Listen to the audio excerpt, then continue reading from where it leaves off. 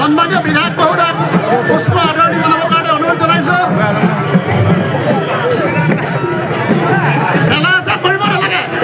আৰু জিলা সভাপতিক সুবিধা দিয়ক ন আপোনালোকে। জিলা সভাপতি অলপ দলৰ শৃংখলাটো অটুট ৰাখক। সকলোকে অনুৰোধ জনাইছোঁ, দলৰ শৃংখলাবদ্ধ অটুট ৰাখি কাম কৰিবলৈ সুবিধা দিয়ক। আমাৰ মৰমৰ বিধায়ক সকলোৱে মৰমৰ, আগত দিলেও গামোচা মৰমৰ, পাছত দিলেও মৰমৰ, কিন্তু দলৰ শৃংখলাবদ্ধতাভাৱে মাননীয় প্ৰধানমন্ত্ৰী নৰেন্দ্ৰ মোদী ডাঙৰীয়া আৰু মাননীয় গৃহমন্ত্ৰী অমিত শ্বাহ ডাঙৰীয়াৰ লগতে কেন্দ্ৰীয় নেতৃত্ববৃন্দ আৰু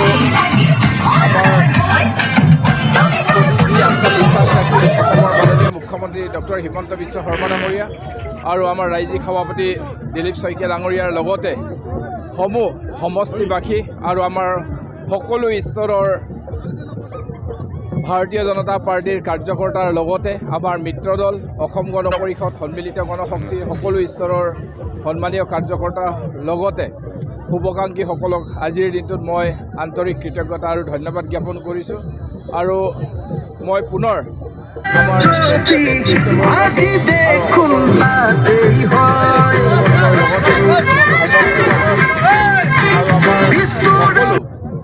ভাৰতীয় জনতা পাৰ্টিৰ লগতে মিত্ৰদলৰ সকলো স্তৰৰ কাৰ্যকৰ্তাৰ লগতে শুভাকাংক্ষীলৈ মই আন্তৰিক কৃতজ্ঞতা আৰু ধন্যবাদ জ্ঞাপন কৰিছোঁ। আৰু আমাৰ বাবে সৌভাগ্যৰ বিষয়, আমাক ভাৰতীয় জনতা পাৰ্টি দলে দ্বিতীয়বাৰৰ বাবে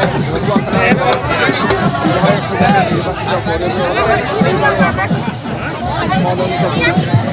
সেয়ে মই আজি সকলো কাৰ্যকৰ্তা শুভাকাংক্ষীৰ লগতে সমষ্টিবাসী ৰাইজক মই আন্তৰিক শুভকামনা জ্ঞাপন কৰিছোঁ, কৃতজ্ঞতা জ্ঞাপন কৰিছোঁ। আৰু যিধৰণে আমাক আস্থা বিশ্বাস ৰাখি এই দায়িত্ব প্ৰদান কৰিছে, অনাগত দিনত ৰাইজৰ সহযোগত আমি এই কামখিনি নিশ্চিতকৈ আমি নিয়াৰিকৈ পালন কৰাৰ বাবে চেষ্টা কৰিম।